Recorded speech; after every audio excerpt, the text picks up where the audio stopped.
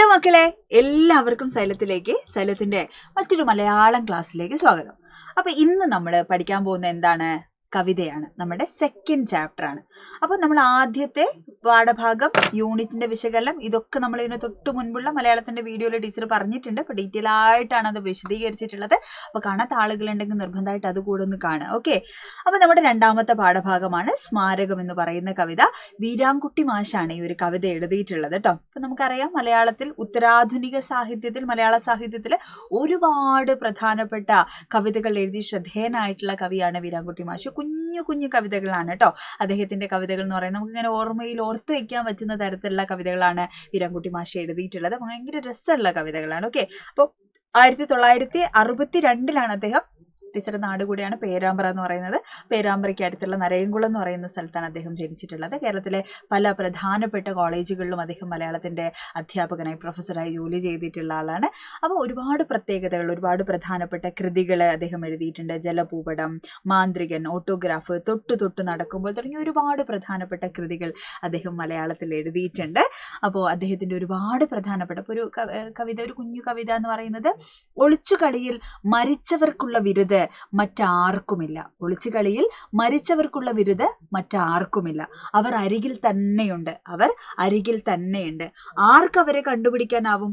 ആർക്കവരെ കണ്ടുപിടിക്കാൻ. അങ്ങനെ ലളിതമായ തരത്തിൽ തൊട്ടു തൊട്ട് നടക്കുമ്പോൾ എന്ന് പറയുന്ന ഒരു കവിതയിൽ, മനോഹരമായ മറ്റൊരു കവിതയിൽ എന്താണ്, മരങ്ങളെ കുറിച്ചുള്ള ഒരു കവിത. ഇതൊക്കെ നമുക്ക് പഠിക്കാനുണ്ട്. 8ാം ക്ലാസ്സിലൊക്കെ നമുക്ക് അദ്ദേഹത്തിന്റെ കവിതകളൊക്കെ നമുക്ക് എന്താണ്, കഴിഞ്ഞ വർഷം ടെക്സ്റ്റ് മാറുന്നതിന് മുമ്പ് അതിജീവൻ എന്ന് പറയുന്ന ഒരു കവിതയിൽ പഠിക്കാനുണ്ടായിരുന്നു. അപ്പം ഇങ്ങനെ സർവകലാശാലയിൽ ഉൾപ്പെടെ നമുക്ക് നമ്മുടെ ടെക്സ്റ്റ് ബുക്കുകളിൽ, കുട്ടികൾക്ക് പഠിക്കാനുള്ള ടെക്സ്റ്റ് ബുക്കുകളിൽ എന്താണ്, അദ്ദേഹത്തിൻ്റെ കവിതകൾ പഠിക്കാനുള്ള വിഷയമായിരുന്നു എന്നുള്ളതാണ്. അപ്പോൾ അദ്ദേഹം എഴുതിയിട്ടുള്ള വളരെ മനോഹരമായിട്ടുള്ള കവിതയാണ് സ്മാരകം എന്ന് പറയുന്നത്.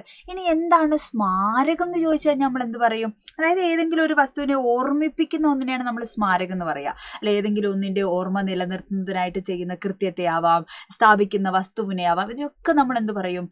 സ്മാരകം എന്ന് പറയും. ഇപ്പം അതൊരു ബസ് സ്റ്റോപ്പ് ആയിരിക്കാം, അല്ലെങ്കിൽ ഒരു സ്കൂളായിരിക്കാം, അങ്ങനെ പലതും, അല്ലെ, ഒരു ഓഡിറ്റോറിയം ആയിരിക്കാം, ഇങ്ങനെ പലതും സ്മാരകങ്ങളായിട്ട് നമ്മുടെ നാട്ടിലുണ്ട്. അല്ലെ, ഇപ്പോൾ കേരളത്തിലെ വയനാട് ജില്ലയിൽ പഴശ്ശിരാജയുടെ ശവകുടീരം, അല്ലെ, പഴശ്ശിരാജ സ്മാരകം എന്നറിയപ്പെടുന്ന, നമുക്കറിയാം, അതൊരു വിനോദസഞ്ചാര മേഖലയാണ്. എല്ലാ ആളുകളും പോകുന്ന ഒരിടം കൂടിയാണ്. മാനന്തവാടിയിലാണ് നിലനിൽക്കുന്നത്. അങ്ങനെ ഒരുപാട് സ്മാരകങ്ങൾ കേരളത്തിലുടനീളം നിലനിൽക്കുന്നുണ്ട്. അപ്പോൾ ഈ കവിതയ്ക്ക് എന്തുകൊണ്ടാണ് സ്മാരകം എന്നുള്ളൊരു പേര് വരാൻ കാരണം? എന്താണ് ഈ കവിതയുടെ പ്രമേയം എന്ന് പറയുന്നതൊക്കെയുള്ളത് നമുക്കൊന്ന് നോക്കാം. അപ്പൊ കവിതയിലേക്ക് കടക്കാം. അല്ലെ, അപ്പൊ ഒരു അപ്പൂപ്പൻ താടിയാണ് നമ്മുടെ കവിതയിലുള്ള പ്രധാനപ്പെട്ട കഥാപാത്രം എന്ന് പറയുന്നത്. ഈ അപ്പൂപ്പൻ താടിയുടെ യാത്രയെക്കുറിച്ചാണ്. നമ്മൾ യൂണിറ്റിനെ കുറിച്ച് പഠിക്കുമ്പോൾ നമ്മൾ പറഞ്ഞല്ലോ, ഈ ഒരു യൂണിറ്റിൽ പഠിക്കുന്ന എന്തിനെ കുറിച്ചാണ്? യാത്രകളെ കുറിച്ചാണ്. വ്യത്യസ്തമായ യാത്രകളെ കുറിച്ചാണ് എന്ത് ചെയ്യുന്നത്, ഈ യൂണിറ്റിൽ പഠിക്കുന്നത്. അല്ലെ, അപ്പൊ ഇവിടെ ഈ കവിതയിൽ അപ്പൂപ്പൻ താടി നടത്തുന്ന യാത്രയാണ്. നിങ്ങൾ കണ്ടിട്ടുണ്ടാവും, അപ്പൂപ്പൻ താടി എല്ലാവരും കണ്ടിട്ടുണ്ടാവും. അല്ലെ, അപ്പൊ ഇങ്ങനെ ഒരു അപ്പൂപ്പൻ താടി നടത്തുന്ന യാത്രയെ കുറിച്ചാണ് ഈ ഒരു കവിതയിൽ പഠിക്കുന്നത്. അപ്പൊ എങ്ങനെയാണ്? അപ്പൂപ്പൻ താടിക്ക് ചിറകുകളില്ല, അല്ലെ, എന്നിട്ടും എന്ത് ചെയ്യാണ്, അത് നടത്തുന്ന യാത്രയെ കുറിച്ചാണ്. അപ്പൊ അപ്പൂപ്പൻ താടി എന്ത് ചെയ്യണു, അത് പറന്നു പോയിട്ട് അതിലൊരു വിത്ത്, അതിന്റെ അറ്റത്തൊരു വിത്ത് ഉണ്ട്. ആ വിത്തും കൊണ്ടാണ് ഈ അപ്പൂപ്പൻ താടി പറക്കണേ. അല്ലെ, അപ്പൊ ആ വിത്ത് എന്ത് ചെയ്യണു, അത് വീഴുന്നിടത്ത് നാളെ ഒരു മരമായിട്ട് ഉയർന്നു വരികയാണ്. അപ്പൊ ഈ അപ്പൂപ്പൻ താടിയുടെ സ്മാരകം, ഇങ്ങനെ ഒരു അപ്പൂപ്പൻ താടി നിലനിന്നിരുന്നു എന്നതിന്റെ ഓർമ്മയാണല്ലോ ഈ വളർന്നു വരുന്ന മരം. അപ്പൊ ആ മരത്തെ, അല്ലെങ്കിൽ അപ്പൂപ്പൻ താടിയാണ് എന്ത് ചെയ്യുന്നത്, ഇവിടെ സ്മാരകം എന്ന് പറയുന്ന കവിതയിലൂടെ വീരാൻകുട്ടി മാഷ് അടയാളപ്പെടുത്തിയിട്ടുള്ളത്. നമുക്ക് കവിത എല്ലാം ഒന്ന് വായിച്ചു പോകാം. അപ്പൂപ്പൻ താടിയുടെ പറക്കത്തെ വിനീതമായ ഒരു ശ്രമമായി കാണാം. കവിതയുടെ തുടക്കത്തിൽ അപ്പൂപ്പൻ താടിയുടെ യാത്രയെ എങ്ങനെയാണ് കാണുന്നത്, ആ പറക്കത്തെ എങ്ങനെയാണ് കാണുന്നത്? വിനീതമായ ഒരു എളിയ ശ്രമമായിട്ടാണ് കാണുന്നത്. എന്തുകൊണ്ടാണ്? അതിന് ദേശാന്തരം വിധിച്ചിട്ടില്ല, ചിറകുകളില്ല, ദേശാന്തരം വിധിച്ചിട്ടില്ല, ആകാശവും സ്വന്തമല്ല, എന്നിട്ടും അത് പറക്കുകയാണ്. എന്തുകൊണ്ടാണ് വിനീതമായ ശ്രമമായി കാണുന്നത്? അപ്പൂപ്പൻ താടി ഒരു പക്ഷിയാണോ? അതിന് ചിറകുണ്ടോ? അതിന് ദേശാന്തരം, വ്യത്യസ്തമായിട്ടുള്ള ദേശങ്ങളിലേക്ക് അതിന് യാത്ര ചെയ്യാൻ പറ്റുമോ? ഇല്ല. സ്വന്തമായിട്ടൊരു ആകാശമുണ്ടോ പക്ഷികളെ പോലെ? ഇതൊന്നുമില്ല. പറക്കുന്നവയ്ക്കുള്ള ഒരു സാധ്യതകളും ഇല്ലാതെയാണ് ഈ അപ്പൂപ്പൻ താടി എന്ത് ചെയ്യുന്നത്, പറന്നു പോകുന്നത്. അതുകൊണ്ടാണ് അതിന്റെ യാത്രയെ എന്തായി കാണുന്നു പറയുന്നത്, വിനീതമായൊരു ശ്രമമായി കാണുന്ന കവി പറയണേ. ഇനി നോക്കൂ, കുഞ്ഞിനെ എന്ന പോലെ വിത്തിന് മടിയിൽ വെച്ച്, എങ്ങനെയാണ് നമ്മൾ അമ്മമാര് കുഞ്ഞുങ്ങളെ എടുക്കാറില്ലേ? വളരെ കെയർഫുൾ ആയിട്ടാണ് കുഞ്ഞുങ്ങളെ എടുക്കുക. അല്ലെ, ജനിച്ചോടനെയുള്ള കുഞ്ഞുങ്ങളെയൊക്കെ പ്രത്യേകിച്ചും എന്ത് ചെയ്യും, കഴുത്തൊന്നും ഉറയ്ക്കാത്തതുകൊണ്ട് നമ്മൾ വളരെ കെയർഫുൾ ആയിട്ടാണ് എടുക്കുക. അപ്പോൾ ഒരു കുഞ്ഞിനെ എന്ന പോലെയാണ് അത്രയും ശ്രദ്ധയോടുകൂടെ ഒരു കുഞ്ഞിനെ എന്ന പോലെ ഈ വിത്തിന് മടിയിൽ വെച്ചിട്ടാണ് അപ്പൂപ്പൻ താടി പറക്കുന്നതെന്നാണ് പറയുന്നത് കേട്ടോ. ഇനിയോ, അത് കാണും സ്വപ്നത്തിലെ മരത്തിന്റെ തണലിൽ നാളെ ഒരാൾ വന്ന് ഇളവേൽക്കുമെന്ന കവിത അതിനറിയില്ല. അറിവില്ലായ്മയുടെ ഭാരക്കുറവിലാണ് അപ്പൂപ്പൻ താടി പറക്കുന്നത്. അപ്പൊ ഇങ്ങനെ അപ്പൂപ്പൻ താടി പറന്ന് പോവാണ്. എങ്ങനെയാണ് പറക്കുന്നത്?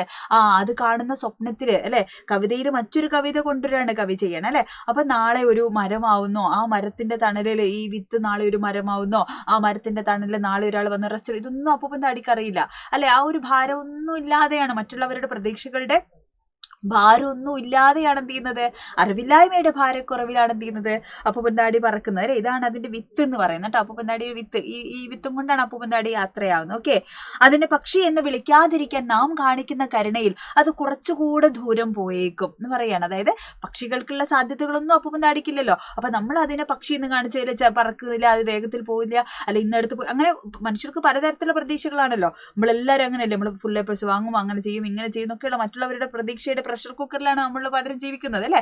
അപ്പൊ അങ്ങനെയുള്ള പ്രതീക്ഷകളൊന്നും അപ്പൂപ്പൻ താടിക്കില്ല. പറന്നു, പറക്കണ്ടെങ്കിൽ പറക്കണ്ട, ഇല്ലെങ്കിൽ ഇല്ല. കാരണം ഇതിനെന്തില്ല, ചിറകില്ല, ദേശാന്തരം വെച്ചിട്ടില്ല, സ്വന്തമായിട്ട് ആകാശമില്ല, പറന്നു ഇല്ലെങ്കിലില്ല. അപ്പൊ മറ്റുള്ളവരുടെ പ്രതീക്ഷയൊന്നും ഇനില്ല. അതുകൊണ്ടാണ് പക്ഷി എന്ന് വിളിക്കാതിരിക്കാൻ നമ്മൾ കാണിക്കുന്ന കരുണയിൽ അത് കുറച്ചുകൂടെ ദൂരം എന്ത് ചെയ്യാം, പോയേക്കാം. ധീരമെങ്കിലും അതിന്റെ എളിയ ശ്രമം വീണു പോകുന്നിടത്ത് സ്മാരകമായി ഉയർന്നു വന്നേക്കും നാളെ ആരും അറിയാതൊരു മരം അല്ലെ. അപ്പൊ ആദ്യം പറഞ്ഞത് വിനീതമായിട്ടുള്ള പറക്കലായിരുന്നു. രണ്ടാമത്തെ അവസാന ഭാഗത്തെത്തിയപ്പോൾ അത് ധീരമായ ശ്രമമാണ്. ഓക്കെ, കാരണം ചിറകില്ല, ഇതൊന്നുമില്ലാഞ്ഞിട്ടും അത് പറക്കാനെടുക്കുന്ന അതിന്റെ ധൈര്യം എന്ന് പറയുന്നതാണ്. അതാണ് നമ്മളും പഠിക്കേണ്ടത്. ഈ കവിതയിൽ നിന്നൊക്കെ നമ്മൾ പഠിക്കേണ്ട മൂല്യം എന്താണ്? അതായത് നമ്മൾ അതില്ല ഇതില്ല എന്ന് നമ്മൾ വിഷമിച്ചിരിക്കുന്ന സമയത്ത് ഒരു കഴിവും അല്ലെങ്കിൽ ഒരു സാധ്യതകളും ഇല്ലാത്ത എത്രയോ മനുഷ്യരെന്താണ് അവരുടെ എഫേർട്ടുകൾ കൊണ്ട് മുൻപിലേക്ക് വരുന്നുണ്ട്. കൈയും കാലും ഇല്ലാത്ത മനുഷ്യർ നൃത്തം ചെയ്യുന്ന കാഴ്ച നമ്മൾ കാണാറുണ്ട്. കൈയില്ലാത്തൊരു മനുഷ്യന്റെ എന്താണ് ചിത്രം വരയ്ക്കുന്ന കാഴ്ച നമ്മൾ പഠിച്ചിട്ടുണ്ട്. അപ്പൊ ഇങ്ങനെ ഒരുപാട് മനുഷ്യർ നമ്മൾ ചുറ്റും ജീവിക്കുന്നുണ്ട്. അപ്പൊ വർക്ക് ചെയ്യുക, ഹാർഡ് വർക്ക് ചെയ്യുക, പരിശ്രമിക്കുക എന്നുള്ളതാണ് നമ്മളെ ഏറ്റവും വലിയ വിജയത്തിലേക്ക് നമ്മളെ കൊണ്ടെത്തിക്കുന്ന ഏറ്റവും വലിയ പ്രധാനപ്പെട്ട കാര്യം എന്ന് പറയുന്നത് അല്ലെ. അപ്പൊ ഇവിടെ ധീരമെങ്കിലും അത് എന്റെ ശ്രമം എന്താണ്, ആ പറക്കലിന്റെ ശ്രമം വീണു പോകുന്നിടത്ത് എന്ത് ചെയ്യുന്നു, ആ വിത്ത് മുളയ്ക്കും അല്ലെ, ആ മണ്ണില് ചെടിയായി മരമായി എന്ത് ചെയ്യണു, വളർന്നു വരും അല്ലെ. അപ്പൊ നാളെ അത് ആരും അറിയാതെ എന്ത് ചെയ്യും, അവിടെ ഒരു മരം വളർന്നു വരും. അതാണ് അപ്പൂപ്പൻ താടിയുടെ സ്മാരകമായി എന്ത് ചെയ്യുന്നത്, മാറുന്നത് എന്നാണ് വീരാൻകുട്ടി മാഷ് പറഞ്ഞിട്ടുള്ളത്. കവിതയുടെ കംപ്ലീറ്റ് അല്ല, ഒരു മൊത്തത്തിലുള്ള ഒരു ആശയം ഇത്രയാണ് വരുന്നത്. അപ്പൊ ഇതിന്റെ പഠന പ്രവർത്തനങ്ങളും കാര്യങ്ങളും ഒക്കെ ഉണ്ട്, പ്രധാനപ്പെട്ട ഭാഗങ്ങളൊക്കെ ഉണ്ട്. ഒരുപാട് ചോദ്യങ്ങൾ വരാൻ സാധ്യതയുള്ള, ആസ്വാദനക്കുറിപ്പ് പോലെയുള്ള ചോദ്യങ്ങളൊക്കെ വരാൻ സാധ്യതയുള്ള ഒരു പാഠഭാഗം കൂടെയാണ്.